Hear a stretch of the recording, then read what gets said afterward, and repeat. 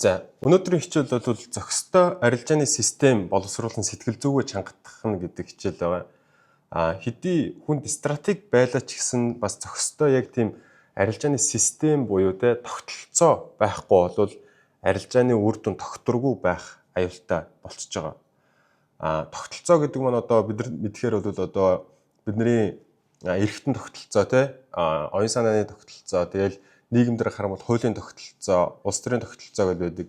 Эдгээр бүгд юуны төлөө байдаг вэ гэхээр бидний улс, бидний бие, физиологи бүгд тогтвортой өөрийгөө одоо хангаж хизээж тэгж нурхааргүй хөгжиж явах явцын төлөө явж байгаа. Яг тэрнтэй адилхан бидний арилжааны одоо үр ашигтай байдал тогтвортой өсөж явахын тулд биднэрт бас нэг юм тогтолцоо хэрэгтэй байдаг.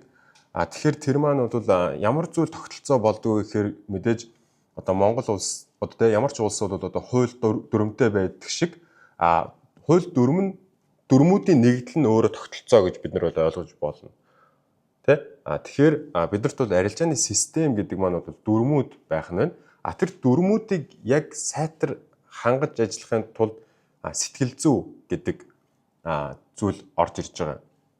За тэгэхээр сэтгэл зүй буюу одоо мэдээж хуулийн хэрэгжилт чанга байхгүй болвол одоо хуулийн хяналт чанга байхгүй бол энэ хинч тэр дүрмийг зөрчөөд хуулийг зөрчөөд байдагтай адилхан бидний ер нь сэтгэл зүй гэдэг бол тэр дүрмийн хэрэгжилт хяналтыг зохицуулж яадаг тэр одоо бидний ер нь бол одоо цагдаа гэх юм уу тэр гэж маш энгийнээр бол ойлгож болно жишээгээр За тэгэхээр амжилтын үндэс нь бүтээмжийн үндэс нь сэтгэл зүй сэтгэл зүйн үндэс нь болохоор далд тухамсар гэж байгаа. Subconscious гэж байгаа мэдээж бид нар бүтээмжтэй байж иж мөнгөтэй болох гэдэг байгаа бүтээмж өндөртэй байхын тулд. Гэхдээ бүтээмж өндөртэй байхын тулд сэтгэл зүй ч гэсэн чанга байх хэрэгтэй гэсэн үг.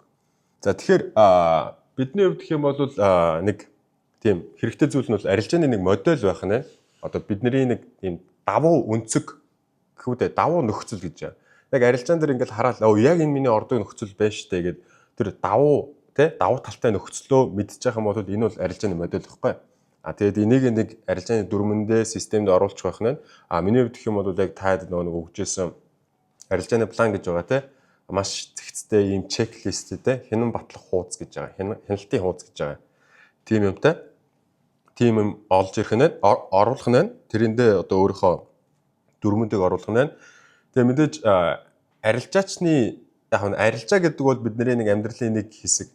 Амьдралын хэм маяг гэдэг чинь бид нөгөө эрүүл байх, нөгөө гэр бүлтэйгээ харилцаа, хэрүүл урууд маргаангүй, сэтгэл санаа доктортой байх. За тэгээд нийгэм дээр өөрийгөө хин нэгнээр одоо үн цэнтэй хин нэгнээр мэдэрж иж, өөртөө ихтэй байж иж тэр хүмүүс маань арилжаанаас бас сэтгэл зүйн өндөртэй, өөртөө ихтэй оролцох бас боломжтой болно. За тэгээд мэдээж ажил бизнестэй хандах хандлага. Бид нар бас нэг холын замд хөтөлгөө морьтой явна гэдэг шүү дээ монголчууд эрт дээр үес.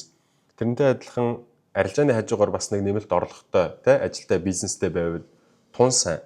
Арилжаа заримдаа 1 сар 2 сарч ашиггүй байх тохиолдол бас байдаг хөөхгүй.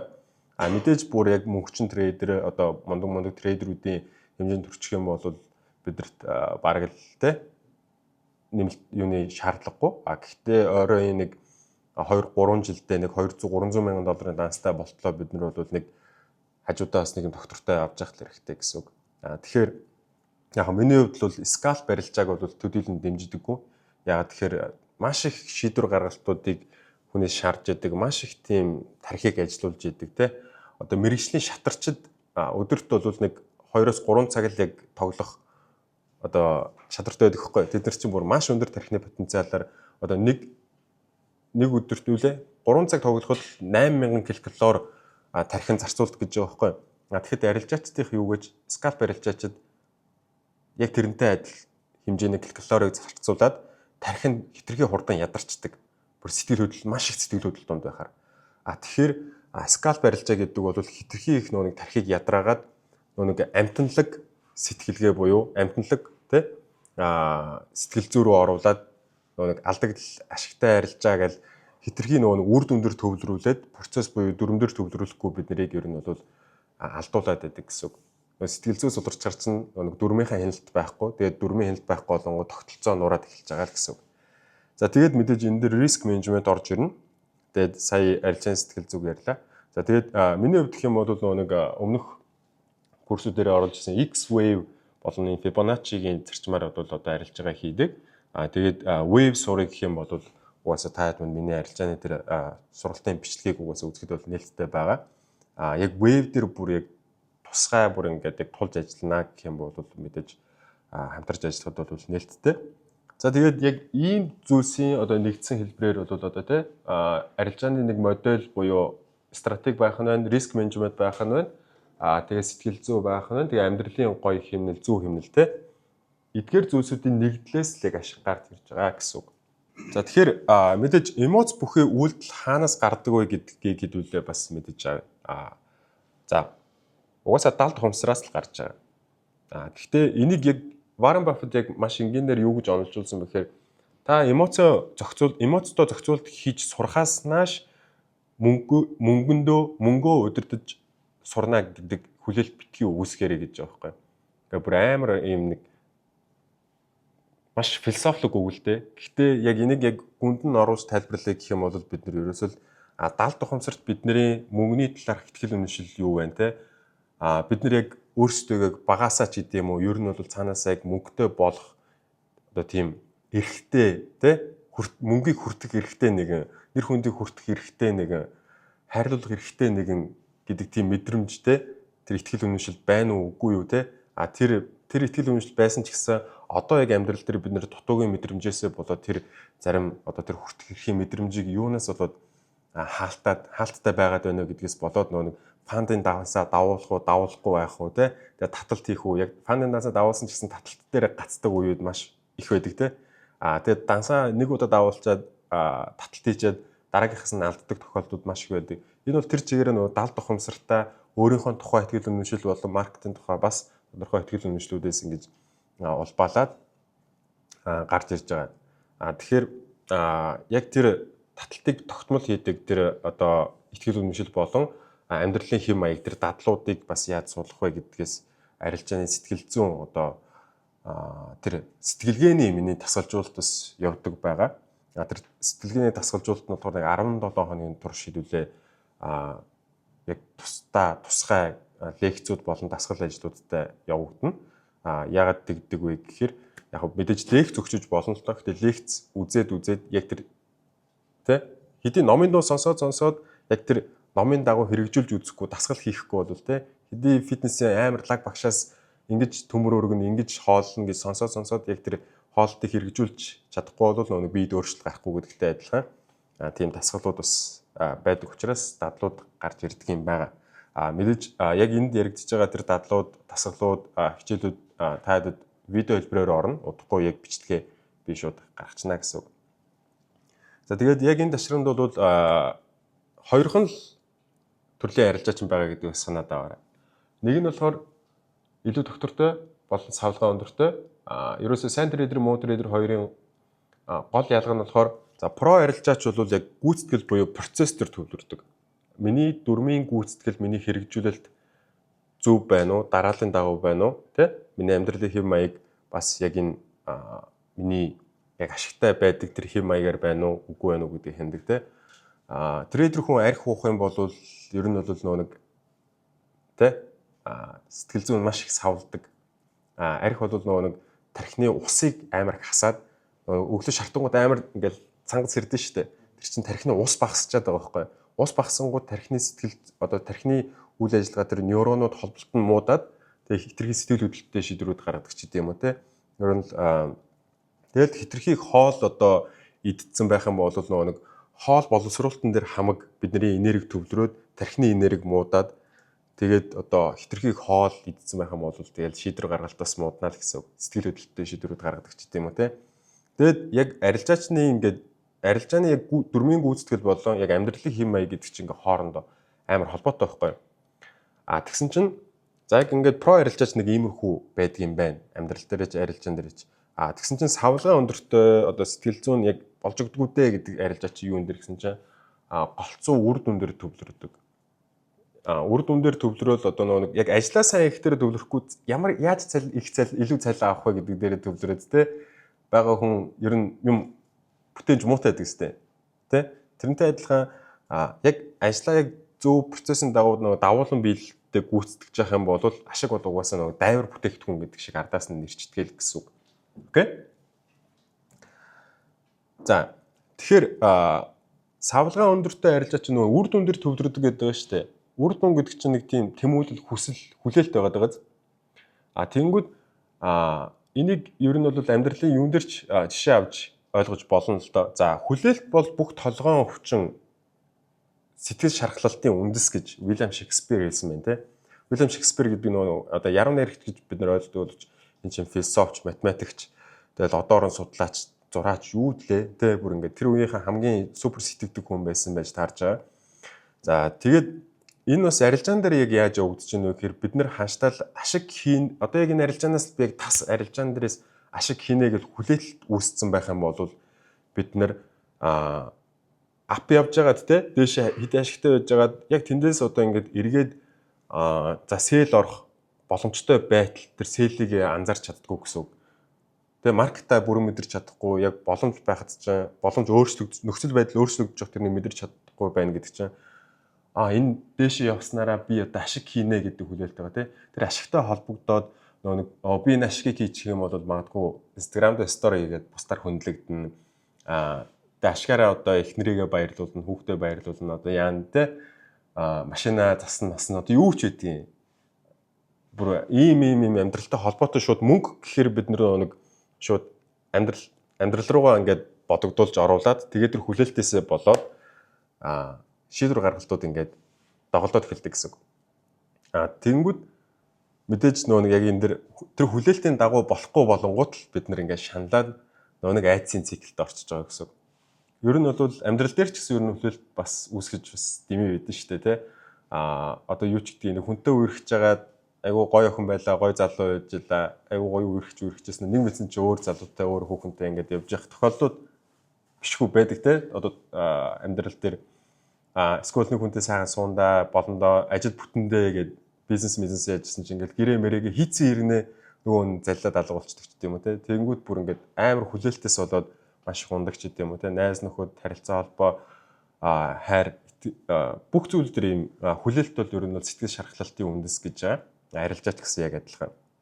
За тэгэхээр хэдүүлээ яг яаж энэ хүлээлтээс ангижрах вэ гэдэг тэр арилжаан дээр яг хүлээлтээс яаж ангижрах вэ гэдэг тэр дасгал ажлыг хэдүүлээ бас хийнэ гэсэн үг. Надад тэр дасгалынх нь бүх системүүд угаасаа бэлэн байгаа. За тийм. За тэгэхээр хүлээлтэн дээр бол бид нар нэг ийм арилжааны үр дүнд бодит бос хүлээлт тавиад ааста мөнгө оллоо гэдээ явж исэн чи яг бодит байдал дээр яг яах вэ дээр тулчлаа тий. Тэгсэн чинь ашиг гэж хүлээж исэн. Нөгөө талдаа болохоор яагаад яг ийм бодит байдал дээр ийм гацаанд орж байгаа вэ гэхээр алдагдлыг хүлээн зөвшөөрөөгүйгээс болж ер нь бол ийм сэтгэл зүйн гацаанд орж байгаа. Юу ч гэдэг анх үерхэж эхлэхдээ л за энэ хүнтэй үерхэж байгаа ч гэсэн магадгүй те хизэж болж магадгүй те гэдэг ч юм уу те тавьж явуулахад бэлэн гэдэг шиг те бизнес эхэлж байгаа бол за юу ч болж магадгүй те ямар ч гэсэн болов сайн биз болохгүй л тэгээд би үргэлжлэндээ ч гэдэг юм уу те тийм байдлаар арилжаач гэсэн ер нь бол ашиг байвал сайн биз гэтээ би яг дөрмийнхаа дагуу орж байгаа яг системийнхаа дагуу орж байгаа яг энэ тэр давуу байдалд нөхцлөөрөө би арилжаанд оролцох юм бол би хааштай ашиг хийдэг.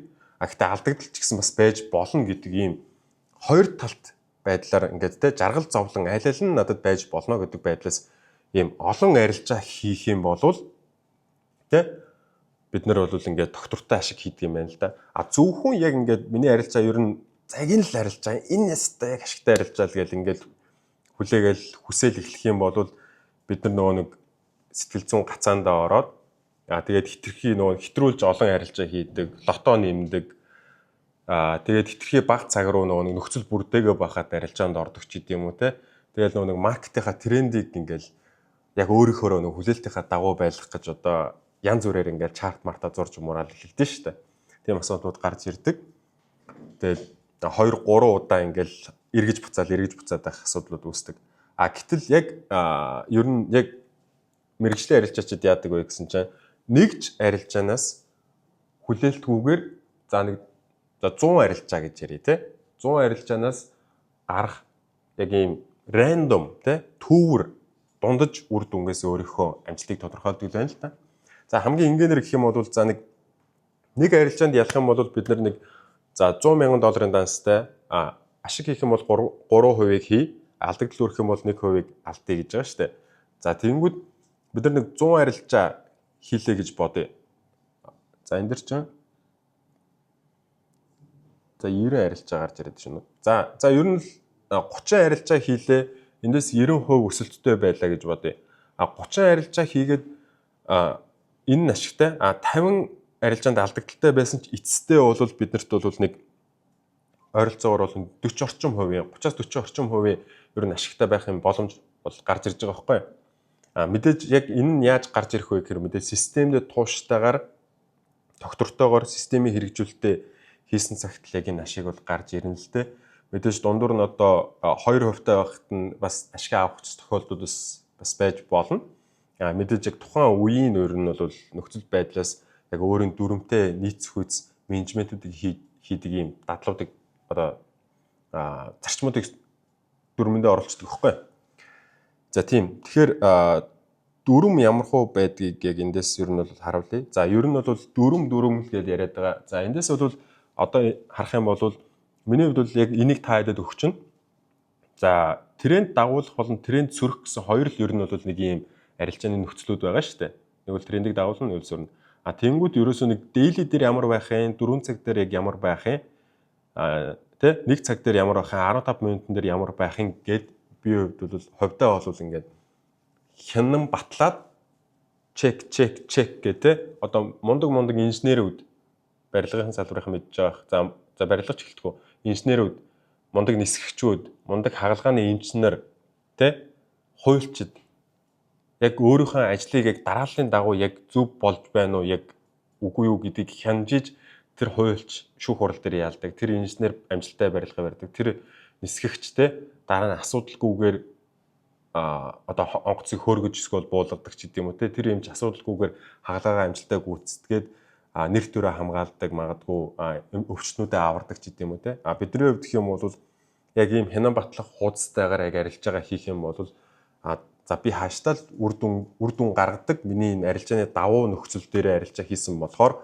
надад асуудалгүйдээгээд тэгээ нэг арилжааны өмнө арилжааны дараа гэдэг ингээд өөрийнхөө одоо дүрм гаргалтын шийдвэрүүдийг одоо өмнө нь нэг ийм журналжуулаад за дараа нь яг миний арилжааны сэтгэл зүй энэ нэмэх 5 хасах 5 гэсэн ийм үнэлгээ өгж байгаа байхгүй.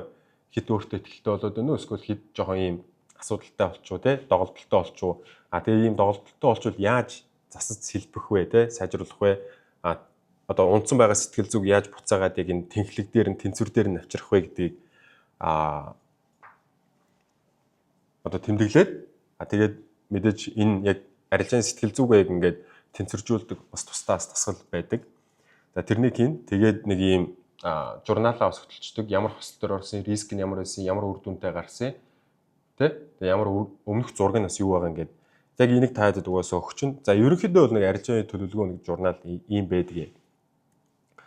За тэгэхээр ерөнхийдөө бол яг энэ төлөвлөгөө журналынх төлөвлөгөө дүрмийнхаа дагуу явж хахад хааштай бол ашиг хийдэг нь баталгаатай шүү.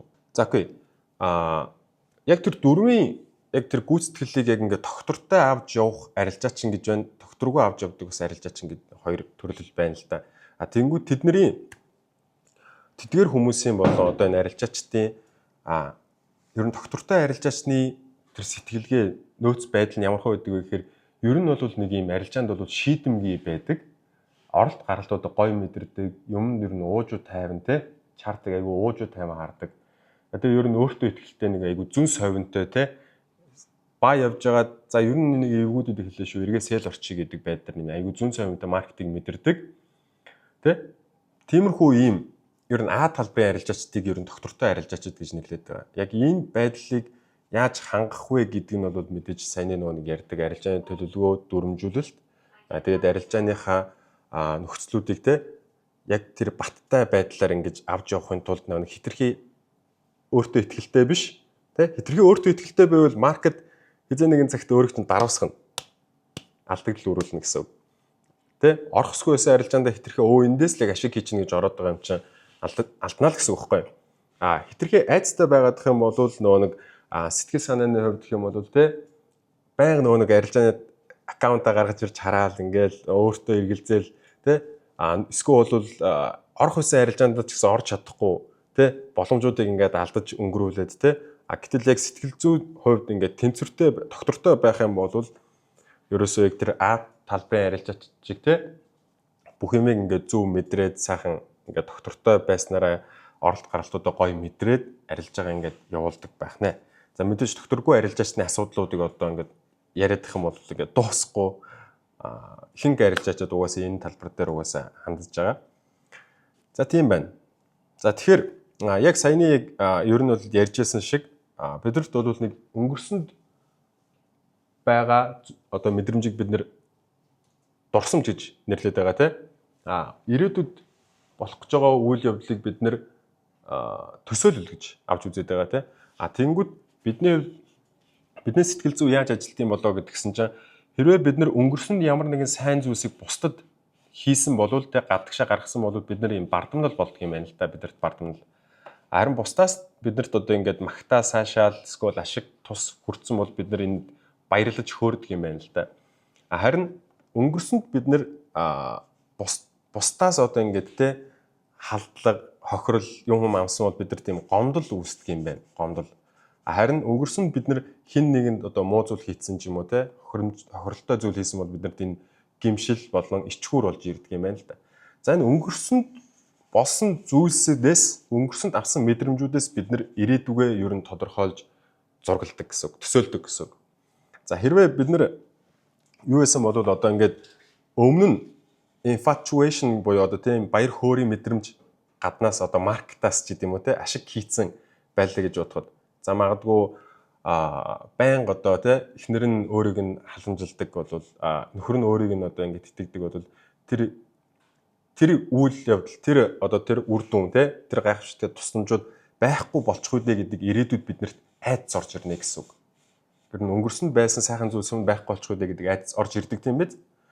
Нөгөө талдаа бол бид нар хит бардан байхдаа те одоо нөгөө нэг одоо манай Монголын зарим дарга нар одоо те хэдийн юм хийчихгүй те хүмүүс нэм нарциссист ханддаг те ингээд дээрээс нь дээрлэхүү байгаар ханддаг те магадгүй одоо цайван захирлууд ч гэсэн ингээд би чам цалингид ч өгж байгаа шүү дээ чи аль надад ажиллаа хий гэх маягаар одоо ингээл те дээрлэхүү ханддаг бол энэ бол би өнгөрсөнд бусдад сайн юм хийсэн болохоор одоо би ирээдүйд ч гэдэг ер нь бол ирээдүйд тэр бардамлаасаа болоод одоо нарциссист байдлаар одоо дээрлэхүү байдлаар ханддаг гэсэн.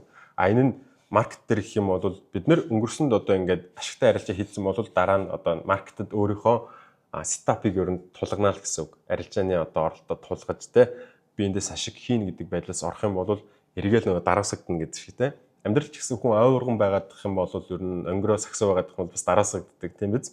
Ер нь яг энэ зарчимтай адилхан. За тийм байна. Тэгэхээр яг энэ байдлуудыг одоо энэ динамикуудыг хэдүүлээ маш сайн ойлгож ус угаасаа сэтгэл зүйн тасалжуулалтан дээр бол оруулна.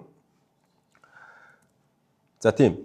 За тэгэхээр хамгийн ер нь тодорхой байдлыг хэдүүлээ гаргаад авчих юм бол ер нь амьдрал ер нь тодорхой байх юм бол стресс байхгүй. Стресс байхгүй байх юм бол дарамт pressure байхгүй байх юм бол бид нэр тархитлогоо зөв сайн тий яг гүйцэтгэл дээр төвлөрч сэтгэнэ гэсэн үг.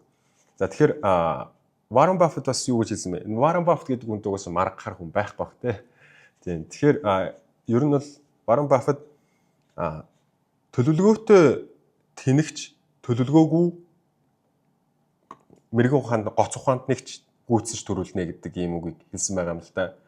Тэгэхээр би ухаантай юм чинь төлөвлөгөөгөөр яах ингэж байгаа бол уучлаарай та алдаж магадгүй шүү. Мэдээж ухаантай хүмүүс маш олон байдаг. Гэхдээ төлөвлөгөөгүйгээс олж алддаг. Яагаад вэ гэхээр яг амьдралд бол төлөвлөгөө гэдэг бол за ингээ хүчнэдэ гэж бодож байгаа ч гэсэн яг бодит амьдрал дээр бол нэлээд жоохон юм тэгэн догонтой л явна штэ. Гэхдээ ямар ч гэсэн нэг яаж игээд төлөвлөгөөгүй хүнээс л илүү яг тэр зүйлдээ одоо хүрнэ гэсэн үг. Тэр яг энэ 17 хоногийн турш яг миний дасгалжуулалтын систем хөтөлбөр явагдахдаа бүх зүйл төлөвлөгөөтэй яг нарийн дарааллын дагуу явдаг болохоор заавал үр дүнд бол бас хүрэгдэг. Мэдээж яг энэтэй адилхан арилжааны тэр төлөвлөгөө дүрмжүүлэлт гэдэг байгаа шүү дээ. Таны арилжаад гэсэн дүрмтэй төлөвлөгөөтэй байх юм бол яг тэр төлөвлөгөөний дагуу яг бүр ингээд төгс байнга явна гэж бас байхгүй. Төгс явах юм бол ер нь явдаг болов сайн цаашдаа сайжруулалт хийгээд. Гэхдээ л ер нь төлөвлөгөөтэй байх юм бол ийм сэтгэл зүйн дэгэн догоо хамаагүй багтай арилжаа бол ингээд доктортой ашиг руугаа ороо явцдаг. Тэгээ мэдээж олон арилжаа хийж нэг магадлалын төврээр бид нэр ашиг хийж байгаа шүү дээ. Яг гадуур бол сигнал ингээл лаглаг өмнөд одоо баг 80-90% нь ашигтай байдаг яадаг. Яг тийм амлалт ашигын амлалт өгж байгаа бол sorry жоохон цухтааж амьдраарай гэж зөвлөчөө те. За тийм. За тэгэхээр ер нь бол одоо энэ дүгнэлт хэсэг рүү бол орж ирж байна. Яг саяны хэлжсэн шиг биднэрт арилжааны план байх нь байна. За тэгээ сэтгэл зүйн тийм айдас шуналтай айдас болон тэр хөт өөртөө шунал гэдгийг ер нь өөртөө хит итгэлтэй байдал гэж ойлгочихгүй дөө.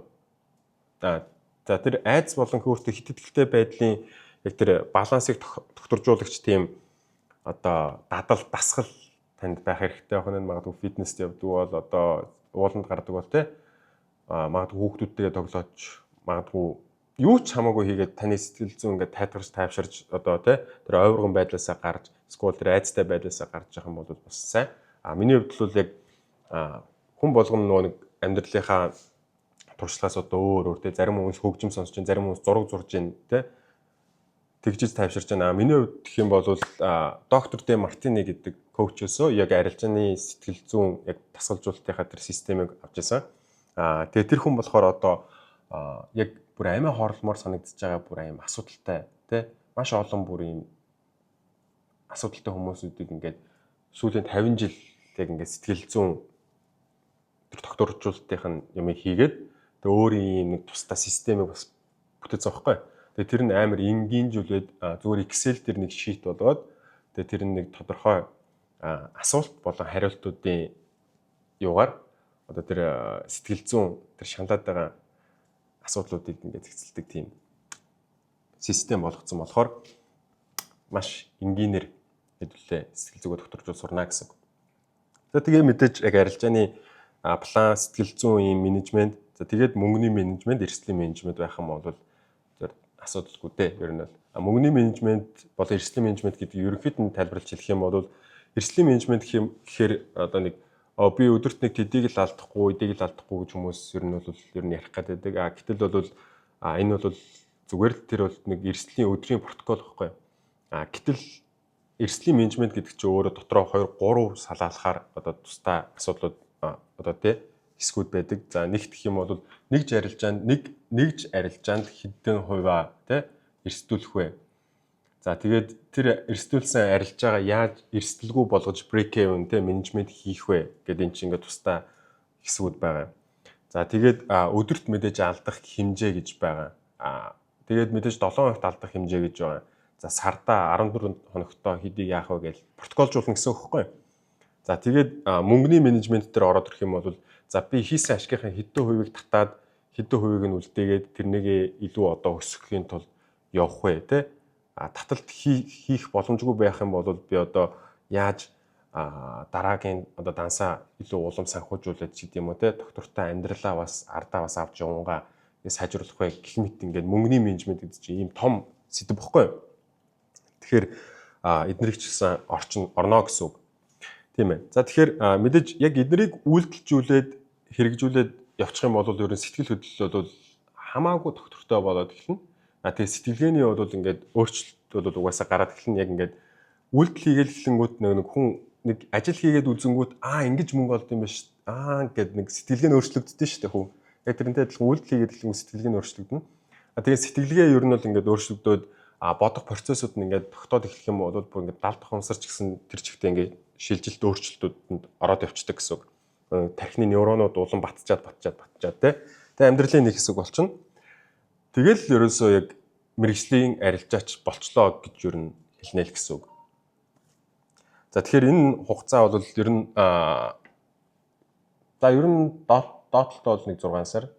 Дээдлэлтэй мэдгүй. Яг үйлдэл хэр давтамжтай байна тэрнээс хамаарж байгаа тий. Тэгээ ер нь бол та их сургууль байсан цаг хугацаагаа амьдрал бизнес босгох гэж удаж одоо махаа идсэн цаг хугацаа ч гэдэм үү те. Ер нь ингээд эргээ харахад хэр их удсан бай тэрнтэй ер нь бол дүүцэх үйц хэмжээнд цаг зарцуулж магадгүй гэдэг тийм бодит хүлээлттэй байгаасаа гэж би хүсэж байна.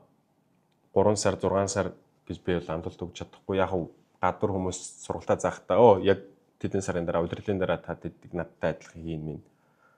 Sorry. Сурах процесс бол удаан явагдана. Тиймдээ ч би бол арилжааны сэтгэл зүйн тасалжуулалтаа lifetime байлгадаг. 3 сар 6 сарын эсэлт мэсэлт гэдэг юм байхгүй. Нэг одоо төлбөрөөлөлтөө үр дүн гартлаа үзэлцэн. Үр дүн гаргаж чадахгүй бол надаас 100% мөнгөө төлбөрөө буцаагаад авч болно. Гэтэ миний шаардах зүйл бол даалгавраа сайн хийх ёстой. Даалгавар гүйцэтгэл сайн байх ёстой. Угсаа даалгаврыг гүйцэтгэжүүл ашигтай арилжаач болдог нь тодорхой болохоор би мөнгөнд буцааж өгөх гээд байгаа шүү дээ. Гэтэ надаас хинч мөнгөө буцааж авах юм ярьж байгаагүй. Бүгдээрээ сайн байна, сайхан байна. Энэ бол Монгол цор ганц мэдлэг байна гэж хүлээн зөвшөөрдөг.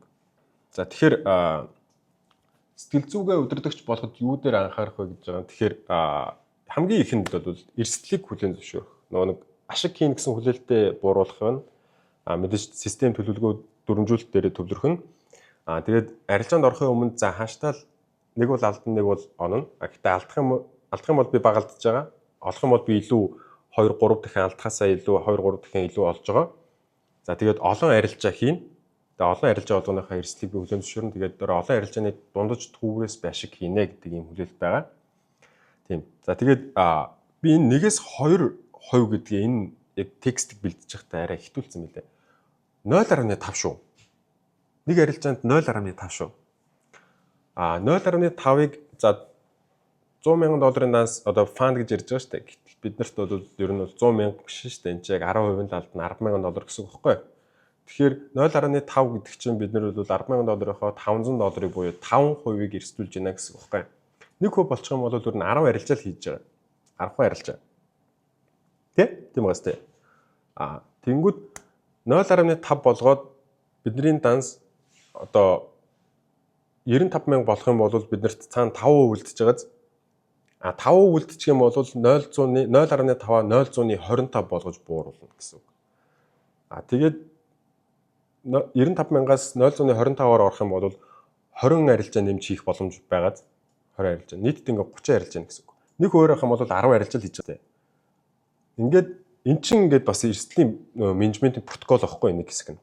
Хэрвээ данс за 103,000 руу орох юм бол те бид нэр эрсдлээ 0.75 болгож нэмэгдүүлээд 105,000 руу 0.75-аараа явсараад 105,000 6,000 руу орох юм бол өстой нөгөө 1%-аар арилжаа ордог ч гэдэг юм уу те.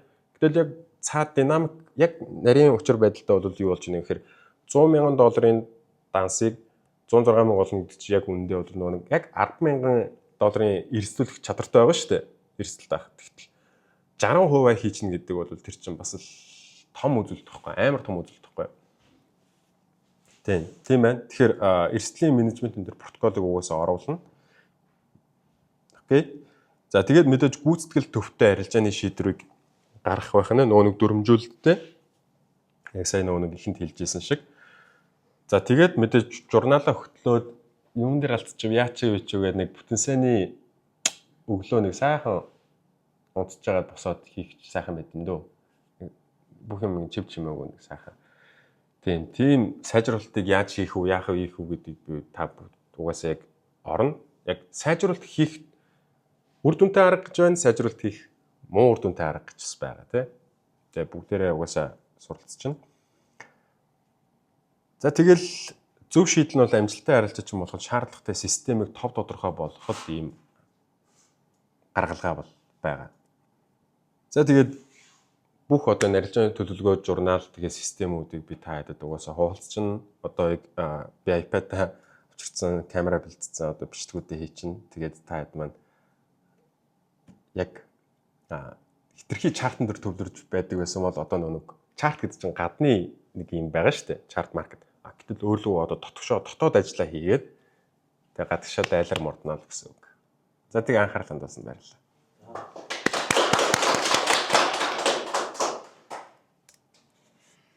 Нэр асууч ярих юм юу вэ? Синтам бол физикийн Данс 95,000 болох юм бол 0,125 руу оруулна. 0,125 гэдэг чинь ер нь бол юу штэ.